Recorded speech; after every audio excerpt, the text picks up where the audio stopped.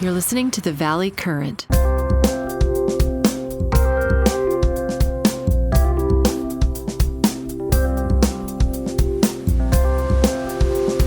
More about what you're seeing and doing these days with executives, because you are the guru who talks to hundreds, if not thousands, of executives and have over your career at your discussion group, which I think is a consulting firm. Which, it's amazing to me because you guys, as I said before we started recording, you produce a lot of stuff. And I saw your latest proposed newsletter, which I guess is going out shortly. And it was really interesting to me kind of what you do and how productive you are, because you have obviously could have chosen to retire from the military with full military honors and full military pensions. But you formed this consulting company, you've grown it, and it's very productive, and it talks to a lot of executives. So you have a finger on a pulse of what's going on in ways that a lot of people don't. So tell us more about what you're seeing going into the end of the year here in 2023. First off, Jack, it's good to be back with you. And I want to revert back to just during COVID, the research we were doing. And it was beginning to be the early stages of us becoming aware that the old models were no longer going to be sustainable. Right. As it relates to leadership, whether it's political, social, commercial, not-for-profit. And because it was not only the leaders being adjudicated based on their performance as leaders, it was also their style and their value system. And so the research we began doing that, which translated into books and speeches and blogs, led us to the conclusion that empathy, transparency, and accountability were now necessary to have, versus, lucky if the leader exhibits it. Now it's almost like a touchstone. People have to have it. So if we fast forward where we are right now, and the discussions that we've been having, and we started picking up to it last summer, is people are really worried about 2024. Okay, I mean, the situations that are evolving in terms of the concerns about next year are things that people can articulate and things that are making them anxious, and things that are worried about we as a collective of human beings, we are no longer in control, or we are having to do more of a leap of faith than people are comfortable with. So as you know, Discussion Partners is research oriented. And so we began around Labor Day, and the research is pretty close to being completed. But around Labor Day, we started saying, as you look at 2024, we posed two questions. Okay, what are you worried about? Okay, and how optimistic are you that there will be a solution during this year? All right, those were the two areas. And what happens is, let me set the tone a little bit before I go into a couple of the specifics, because the tone that got our attention was the degree of militancy that when people would write about it in terms of the answers, or people would leave us audio pages, give us the answer, just how irritated they were. So the operative word is irritating. They're frustrated with the condition of the world, and they're irritated that we're in such a state of flux as we are right now. So that was one. We got two wars going on, and we've got interest rates that are high, and we've got a stock market that doesn't seem to care, which is weird. What we've got right now is a mentality that Elvis never left the building; he's still roaming around the hotel. Right. Okay, there is this logic or justification that is out there, and people don't understand it. Right. Okay, they're as irritated by that tone as they are by the specifics. The other thing that struck us is that some of the things that when we talk to CEOs at the C-suite level, right, and we're hearing what they're focused on, it was inconsistent with what we were seeing in this research sample. For example, back in August, we did a pulse survey of C-suite executives. Mm-hmm. And of the top 5 things that they're focusing on over the next 24 months, AI was on the list. Right. Okay. Part of the reason it was on the list is most CEOs don't understand it. Right. All right. And I can tell you very few of my partners can understand it either. Well, so it's magic. They think it's like something happened in 2022 and all of a sudden we've got to pay a lot of attention to it because it's like an innovation that is going to change everything. Right. If we don't understand it, it'll be at our detriment. Okay. Right. Now, so that was August. That was this constituency or this cohort sample. Mm-hmm. Now we go into Labor Day and we ask a much broader population of what are you worried about 2024? It's not on the list. Okay, AI is off the list? Not statistically significant enough to make the top 10. Really? Yeah. Wow. Climate change wasn't there either. That's surprising. Both were surprising because it's not triggering irritation or triggering anxiety. Okay. All right. So that becomes the fundamental premise by which we've started writing. Okay. People need to be really upset by something or really scared about something. Okay. Okay. So let's talk about what the people are the most upset by. Mm-hmm. Immigration. Okay. Okay. What's happening is you're getting to the point where people are just saying, oh, for the love of God, could we just do something about immigration? Okay. And not building walls to keep people out, figure out just a rational immigration policy domestically, but also globally. Okay, Europe's having the same problem. They're trying to absorb a lot of the refugees that came from the Ukrainian war. Right. Okay, so it's not just a domestic issue, and people are irritated by the fact that there seems to be a lot of talk about it, but there's no plan to solve the problem. Right. And, have people say domestically U.S., I'm third, fourth generation immigrant.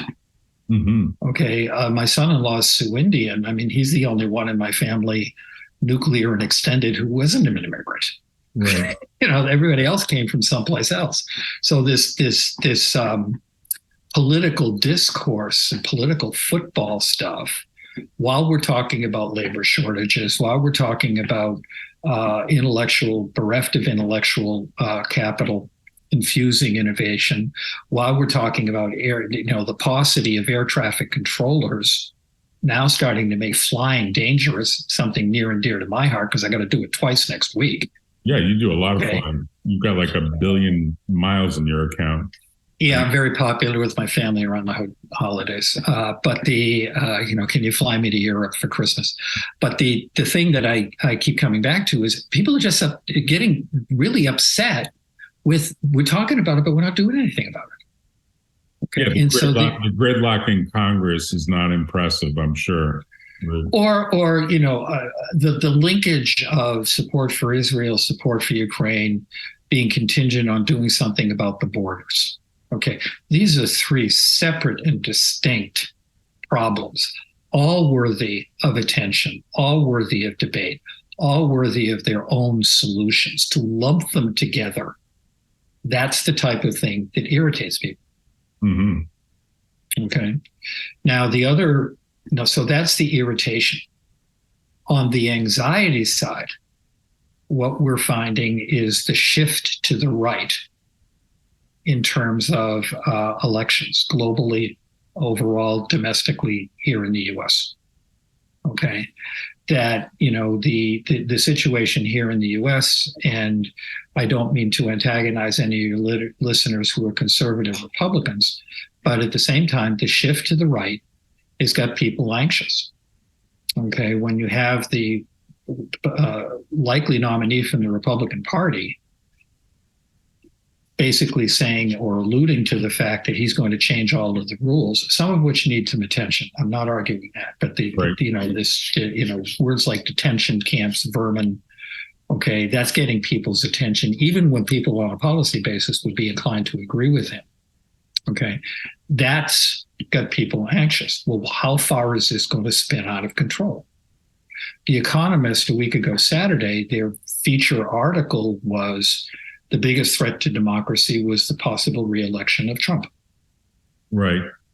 Okay, so there's this now media feed here that they're so anxious about it, they just don't want to touch it. It's like a third rail.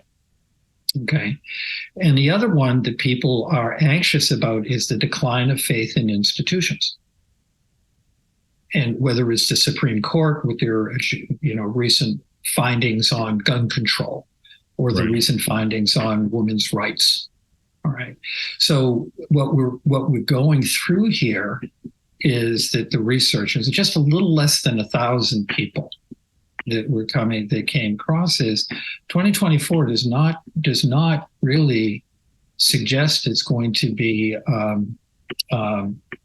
Woodstock-oriented year. I mean, you're looking at, Jack, something you alluded to a second ago, is where we as a world are war, okay, in two different areas for two different reasons. And that's not even talking about the genocide that's existing in places like the Sudan. Right, or the China-Taiwan conflict that seems to hit the news every so often, and there's going to be something that happens in 2024, whether it's two jets that collide or drones or whatever. I mean, it just seems like we've got these conflict zones that are persistent conflict zones that are going to be like a tinderbox. And you just don't know. I mean, I was listening to something, and you could say I'm crazy, but I actually listen to Elon Musk because there's nuance in what he says that surprises me from time to time. Now, look, I think the guy is certainly very smart, very wealthy, has a lot of power, made a crazy decision in buying Twitter. But hey, if you're a trillionaire or on your way to being a trillionaire, what's, $50 billion or $44 billion or whatever they paid for that? He's got some bigger plans for what he wants to do. And the part that I was listening to today, which was quite, to me, informative, is he really does deep down believe that we will eventually destroy this planet. And the only chance for survival is if we get some people over to Mars or wherever the next interstellar journey becomes. I think he truly does believe that mankind's going to get extinct by its own hands, whether it's climate or whether it's nuclear or whether it's viruses or whatever you want to put on the list of evils. And I think it's genuine. I don't think it's just made to make him look like he's some sort of philosopher king. I think he generally sees a lot of negativity in the way the world has divided over time, or segmented, as some of my various colleagues say. The world is segmenting into maybe 4 or 5 different alliances of one sort or another. And they're almost going to have their 4 or 5 separate internets and their 4 or 5 separate everything, economies and everything else.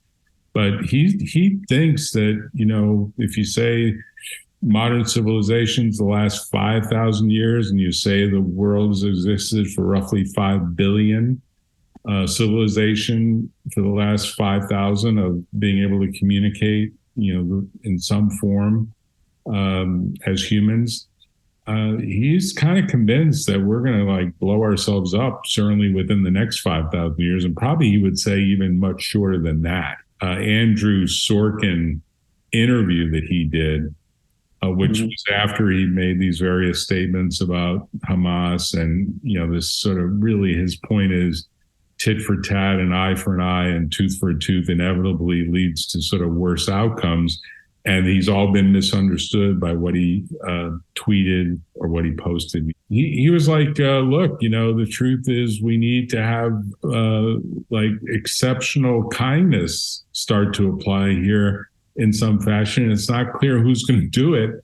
Maybe the U.S. should do it. Maybe the U.S. has tried to do it and has failed to put enough money in the pockets of both Israel and Hamas to sort of get a truce to happen. I don't know. But he was promoting some view that that's the only way. We're not going to end up going down a path where someone pulls a trigger on something that causes a true catastrophe from a nuclear outcome point of view.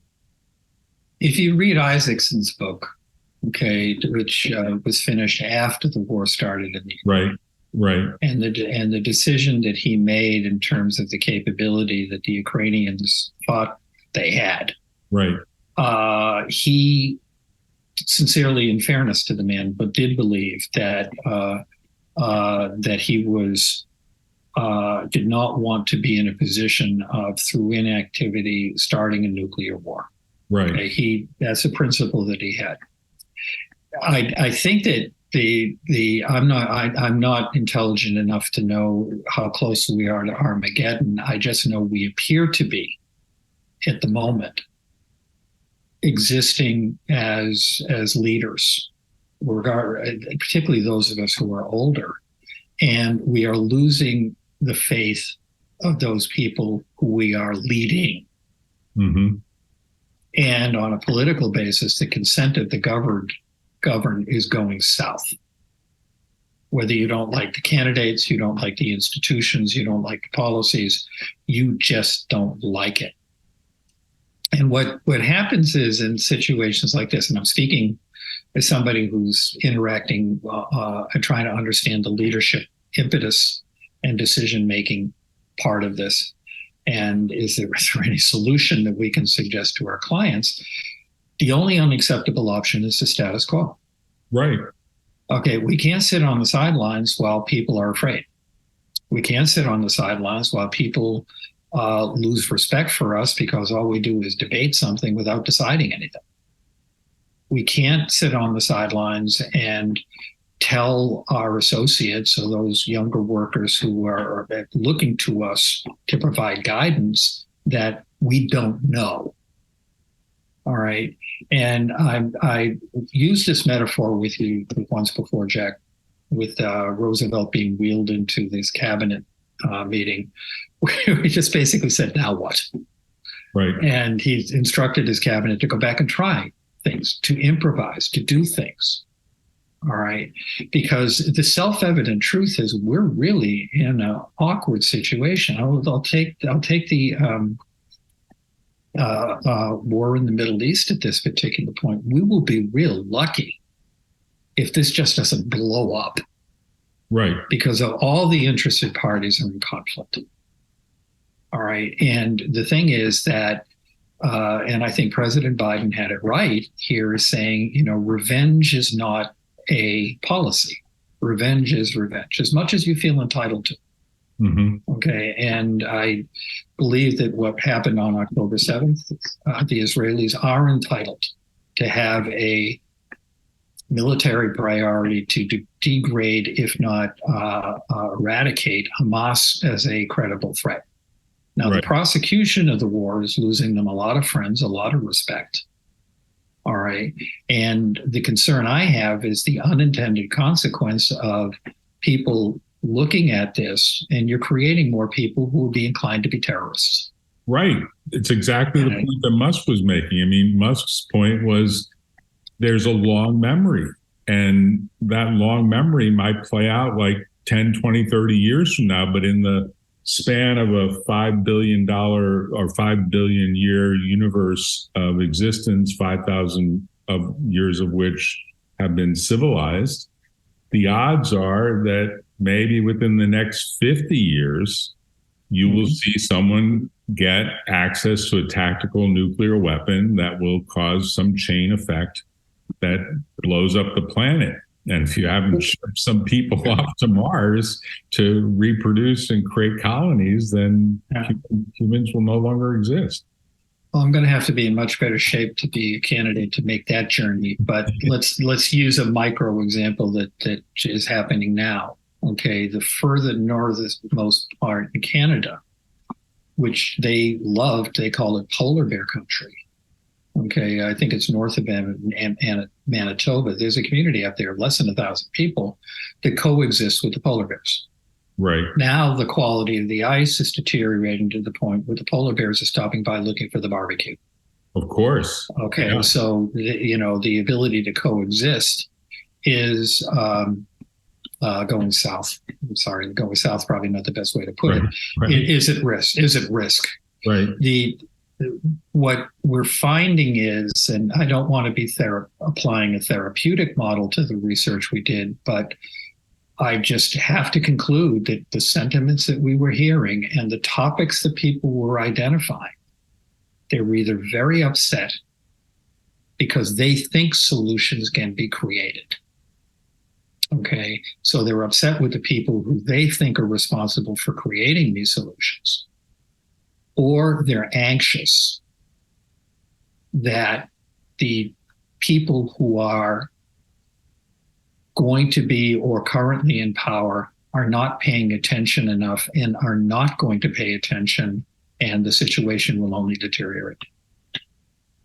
So the irritation and anxiety, speaking of the polar bear and the human coexisting, those are now a juxtaposition in terms of how people are feeling on a lot of levels, in terms of the state in which they are living, the status in which they are living. And, frankly, as leaders in organizations, big, small, they're looking for people to step back and say, okay, well, why don't we try this? Because the unacceptable option being the status quo isn't getting us very far. And, I don't perceive rhetoric to be, I don't think rhetoric is even momentum. It's certainly not progress. Mm-hmm. It's, we used the example the last time we talked, when we talked about the children's books. One of the things that powerful came out from these children's books was, teamwork and collaboration. Right. And the best example that I could come up with in the recent past is the situation with I-95 collapsing just outside of Philadelphia, when all the experts are saying it's going to be months putting this back together. And the young governor there, I don't think he'd been in office for more than 20 hours, essentially saying, okay, we got a big hole. Why don't we fill in the hole and put the highway on top of it? And they're back up and running in 12 days. Yeah, it's amazing. Okay, that type of counterintuitive thinking is where the discussion part of the community is coming up with is that we need to just experiment, we need to innovate, but we need to just get off of our leadership butts, which are just getting bigger, sitting in the chairs while we're looking at our stock rising. Right. Okay, and do something. Okay. Now, this is not a condemnation, because there are a lot of leaders out there who are trying to do things. Right. Okay? But it needs to be channeled a lot more effectively. I mean, I think part of what people do often is freeze. Some people flee. I mean, it's just like the basic human instinct, right? In the face of fear, what do you see? Fight, flee, freeze. And I think a lot of what I've seen generally, particularly dealing with startup companies, is venture capitalists, angel investors, others, they're kind of frozen. Yeah. They don't want to put money in companies unless somehow the companies are clearly in the right space and able to ride the AI wave, which maybe has crested or is cresting, able to ride some wave, like cybersecurity is still pretty big. But if they're in other areas that are sort of ambiguous, they're not going to get funded. And so I think we're going to see a lot of unfortunate bankruptcies of very promising startup companies. It's sort of sad to think that because of the general sort of sense of uncertainty, particularly maybe going into the November elections in 2024, based on what plays out in a variety of different sequences here. If you take the view that people have fear or anger or both, which I think is your thesis, which I agree with. Do they just freeze? Do they flee? I mean, I think a certain number of very smart people are actually fleeing to other places around the world, and maybe to some degree will continue to do that because they somehow think that the United States is not the best place in the world to be raising a family or having a career. And a lot of them are digital nomads, and they could live anywhere, and they can choose their location based on what they think is sort of the more favorable place to raise kids. It's hard to believe. It's sort of so un-American to imagine that people would leave America. We have usually more people coming in than leaving, but see that too. And then if you say FDR was more about let's figure out what's going to make for the good fight, to sort of turn things around and figure out what the right initiatives are. I don't know that the Democratic Party is really setting out much of an agenda. Now, maybe I'm mistaken about that. Certainly, it doesn't have a lot of clarity to me of what, other than you might say, look, there's a big push to move towards electric vehicles. I just don't know whether the grid ultimately will be able to support the electrification of all these vehicles and all these homes, unless somehow we figure out how to make alternative methods of creating electricity, whether it's solar or wind or something else. But I don't see the initiatives, but maybe I'm missing it at this point. Well, I think that let me take it in a different direction here. I think what you're talking about is a fight or flight response. Right. Okay.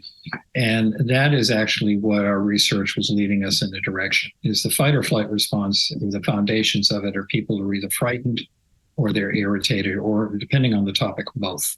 Mm-hmm. Okay. So they're feeling paralyzed by thinking that nothing can be done. All right. And, it gets into a prisoner's dilemma circle, or trying to have a conversation with an ex-wife where all you want to say is another thing and another thing, because this pent up frustration that you never got a chance to have the argument in the first place. But it also leads there. I can remember there was I can't remember the TV show. It ran on streaming that Jeff Daniels was the star. He was a newscaster. Okay. And the opening segment of the show is a young woman standing up and saying, can you tell us why you think the United States is the greatest country in the world? And he went off on 12 minutes, okay, between the question and the commercial, talking about the reasons it's not. Okay. And we in the United States, and the leaders commercially and politically, all of us have a responsibility to just stop and ask ourselves the question, where are these problems that need solutions, and do something about it? The bias for inaction is going to make sure that fight or flight response is only going to make the situation worse. The piece, Jack, that caught our attention was the militancy. Okay, the militancy, people are just really pissed at the situation they find themselves in. Okay, and that's just not healthy. Right. That's something that has the potential to unravel even more unless we confront it or recognize it. Okay, I mean, we can't just say that the problems are insoluble, because there's no such thing. And if there is, then then we're toast anyway. Here you go. It's Jeff Daniels of the newsroom was that's the show. That was the show. And there was some famous speech that went along these lines. Let's see if it comes up.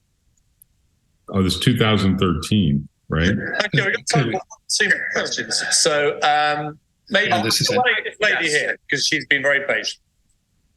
I didn't mean to take her job. I feel like I'm the only one seeing her there. You're the boss. Thank you.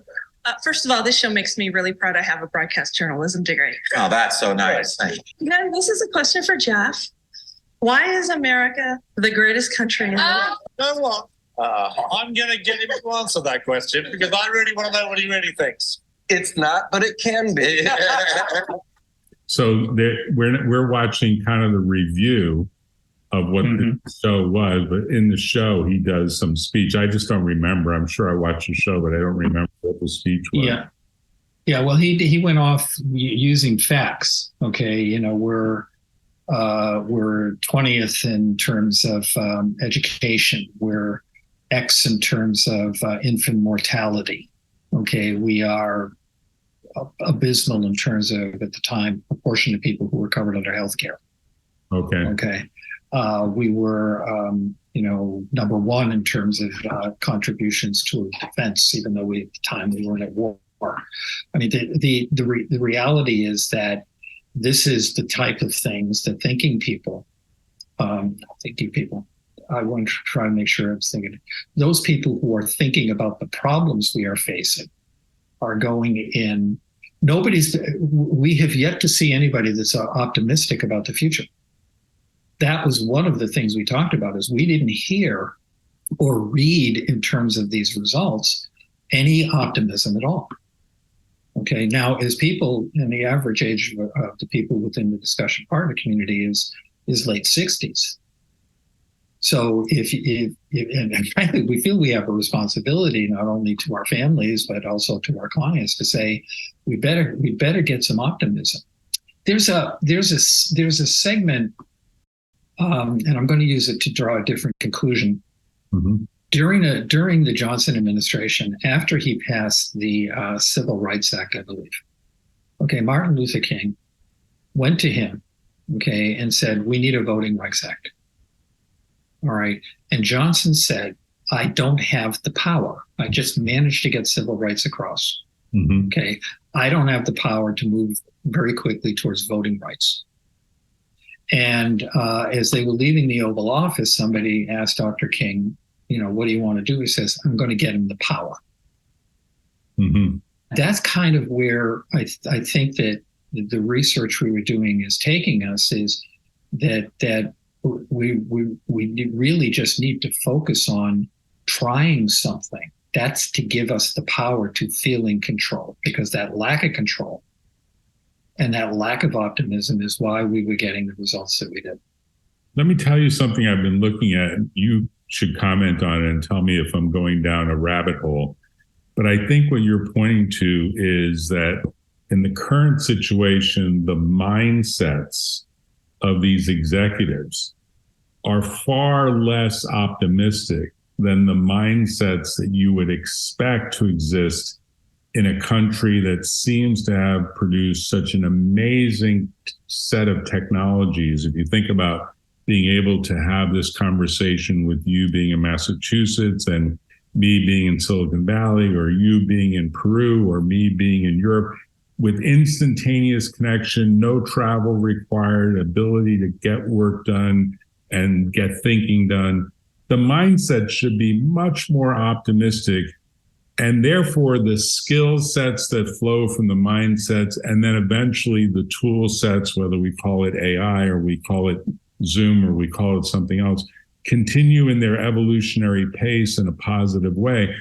All that stuff has a trickle-down positive influence on the way business growth would presumably expect to occur. And maybe with that, where we started, health span increasing, lifespan increasing, healthcare costs maybe going down, as opposed to us, as new knowledge and new intelligence comes into the picture. That should all be leading to a much larger growth mindset, or collective growth mindsets, in the executives of the United States and maybe in the political leaders of the United States. And yet we're seeing the opposite.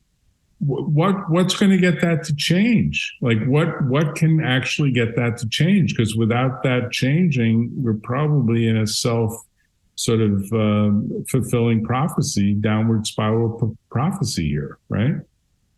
Well, I think that part of it, I agree with your logic here, that because this general feel, I can remember back in the 70s, Jimmy Carter's malaise speech. Okay. And, you also look at Roosevelt from the political, the only fear we have to fear itself. Mm-hmm. and you're looking at, the dumpster fires that we're having here on the political situation in the United States, and not just in the United States. I mean, there's countries in Europe, South America, and Asia that are just as up for grabs in terms of irritation and pessimism as we are. The thing is that what we were concluding from this sample that we had is just do something. It's kind of like, the inertia is what's driving people a little bit bananas, or the feelings that people are just doing the expedient things, or that people are trying to deny that the problems exist in the first place. Those are the types of things that are going, driving people a little bit batty. You can't say to a young associate or a high potential in their 30s and 40s that things are okay. That's a pointless discussion to have. As a matter of fact, if you even attempt to do that, all you do is aggravate them because they know better. Or you're saying to somebody who's a senior citizen that, inflation's under control. Okay. So the thing is, we need to deal with the facts and evidence, come up with creative solutions. And if that solution doesn't work, try something else. But the thing that at this particular point, where I was talking about the militancy factor, Jack, is people are really pissed. They're upset. That there's a problem. You have a bias for action to do something about it. So, do something about it. Well, maybe the freezing that exists is some view that some sort of clarity is going to emerge in the near future. And of course, the near future becomes like, tomorrow and the day after tomorrow and the day after tomorrow. And a lot of life goes by in the meantime. Look how long it took Detroit to catch on to the fact that electric vehicles would actually come into demand. Or look how long it took Detroit to realize that gas guzzling cars were not helpful. Right. I can remember my first car coming out of the military was a Gremlin. Right. Not exactly the girl magnet that I would have liked, but the thing is, I got a lot more mileage than something else. Okay, and the thing that I keep coming back to is we're all prisoners of our experience. Okay, I've been around for a while, and I've had different roles, but the thing that I keep concluding is trying to tell people that things are okay is lying. And I don't think we should be lying. Trying to tell people that black is white, that's lying. I don't think we should be lying. Right. Trying to tell people that our solution, okay, which is clearly expedient, is the solution, that's lying too. Where do you think it's going to go in 2024 based on the data that you've collected? Because obviously you're influential with the executives, right? Yeah, where I think it's going to go is I do think the U.S. election is going to be the pivotal point one way or the other. Okay, I think that the rest of the world is watching. I think that certainly the Ukraine war is the prosecution of that war on both sides of that is material to the election. And I think that the situations we're talking about in the hotspots of the world geopolitically, it's going to come down to the election. That's number one. Number two is I think that the other thing that is just as serious that people are expecting some movement on is immigration. Mm-hmm. Okay, the solution, I was looking at the political talk shows, and one of our U.S. senators was urging the governor of Texas to send more illegals to states that were there, Massachusetts being one, and other states. He had a list of 12 states. Let's send the immigrants there because they're not helping us solve the problem. That's not a solution. That's expediency. Mm-hmm. That's taking people's lives and treating them disrespectfully, because some of these folks, a lot of these folks, if not most of them, are trying to get someplace where they feel safe, secure, They want to take care of their families. It's not that they don't want to work. So it's the rhetoric that I think is contributing to it. So if you don't have a solution that's fact-based, just shut up. What is your general thinking about how the scenarios will likely play out as you think this through? Because the way that we've been thinking about it is going to be concentric circles that are interfacing. Okay. One is we believe that the Tip O'Neill piece, all politics is local. Okay. That's one dimension to it. The other dimension to it is leaders need to understand that they're being evaluated not only based on substance, but also on style. Mm-hmm. That's an element to it. And that transparency and accountability piece, including willingness to challenge some of these problems, is essential. Third is, I think that we need to step back in terms of how we channel our media, okay, and start focusing more on truth and less on rhetoric and exaggeration. So where we've been thinking about it is if we could get a little bit of progress on all three of those, we'd be a hell of a lot better off than we were in Labor Day. Right. Okay, but back to the Armageddon situation, if we don't do those three things, our conclusion, if we don't do those three things, the situation is only going to get worse. Yeah, it's an interesting way to end the year, is to look at kind of where we've gone, how far we've come. I mean, I did sort of agree with Musk that there's been such an amazing amount of innovation, even in the last 50 years, because I was watching as you know, like you are, I study leadership all the time, and leaders are interesting people and they live interesting lives. And I don't know if you've watched the latest JFK 8-part series that's on, I want to say it's on National Geographic, but it might be BBC or Apple TV. But it was an amazing sort of story of, who JFK was, because he had some major health issues. We started talking about HQ. He had major health issues even as a kid. And I guess he went into a coma at one point, almost died. And of course, he almost died in his military service. And, he took us through the Cuban Missile Crisis. And there was obviously a lot of, I was a kid back then. I think you were too. But basically, everyone thought the nuclear warheads would hit and we would be annihilated. And Russia would be annihilated as well.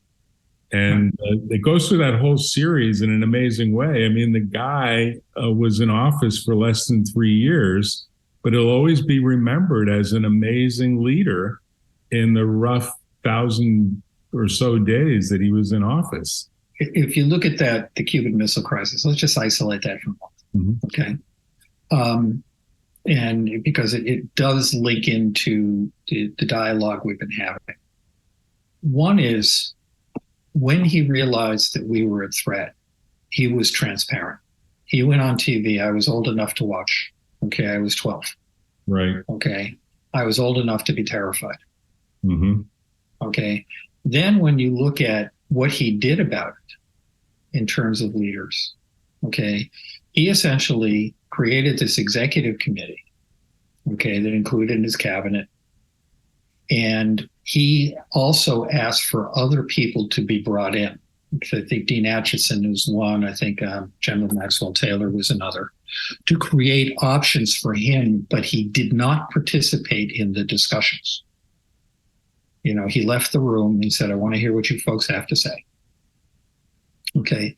And third is, he agreed to a counterintuitive solution that we're still here, mm-hmm. that may have been the solution, which was, if you recall, during the missile crisis, there was a conciliatory note from Khrushchev. Okay. And then there was one that was a lot more militaristic. Right. Okay. What the executive committees did, in addition to saying, let's do the blockade, they suggested that the presidential response be to the first message, not the second one. Right. Okay. Now logic would say, well, maybe we should respond to the message we just got. Right. Okay. So they approached it in a counterintuitive way. But the thing is, they didn't deny the reality is that we were really in an awkward situation. Right.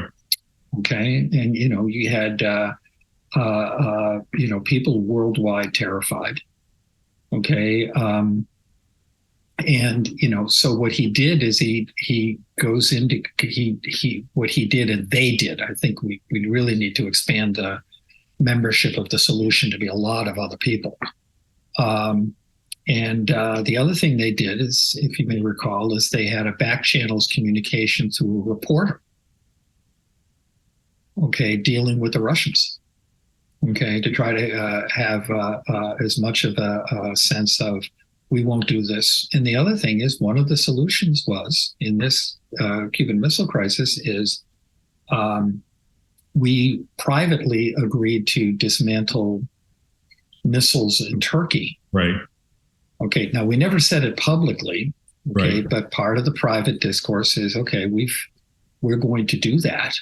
All right. If you take them out of Cuba, we'll take them out of Turkey.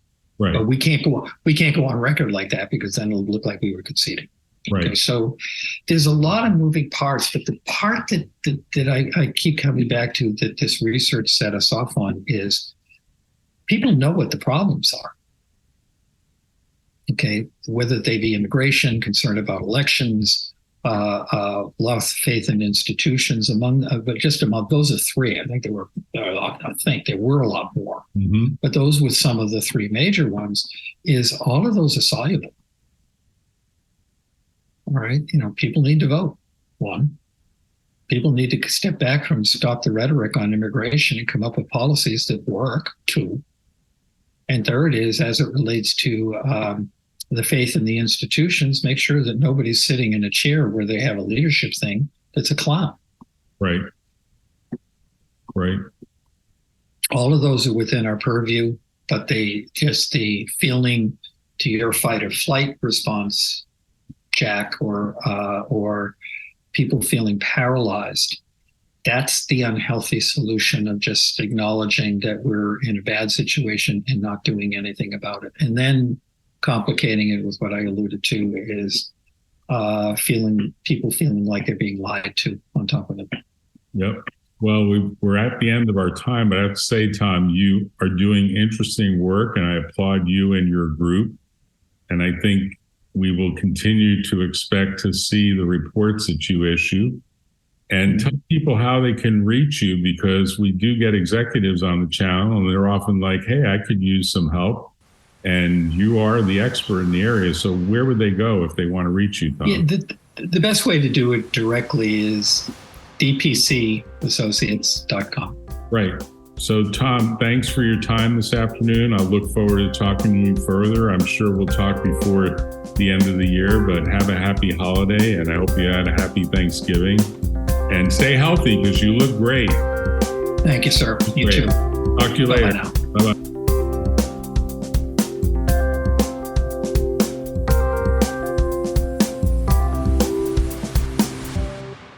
Tune in next time on The Valley Current.